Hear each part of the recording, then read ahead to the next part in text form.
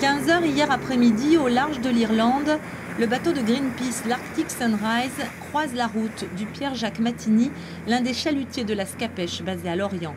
La suite, c'est la responsable de la campagne Greenpeace qui nous la raconte.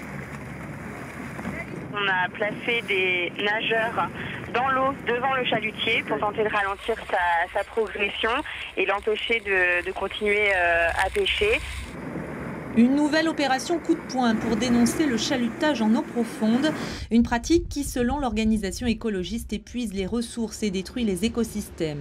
Grenadiers, sabres, lingues ou flétans, ces espèces sont aujourd'hui menacées par la surpêche en Atlantique Nord-Est. Je vais prendre qu'un seul exemple, l'empereur. C'est une espèce qui n'a plus de quota cette année. Depuis 2011, il n'est plus possible de le pêcher. Et en moins de 25 ans, on a épuisé cette ressource. On a 7 espèces sur 10 que nous consommons qui sont déjà surexploitées. Donc malheureusement, si on ne fait rien maintenant, il risque d'être trop tard. 25 chalutiers français pêchent en eau profonde, 7 appartiennent à la Scapèche, la flotte d'Intermarché.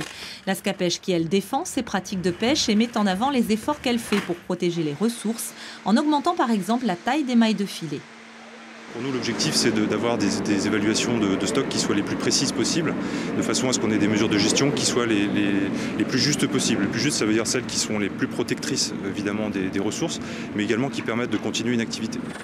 Quoi qu'il en soit, Greenpeace n'a pas l'intention de relâcher la pression à l'heure où l'Europe planche sur la réforme de la pêche qui doit entrer en vigueur en 2013.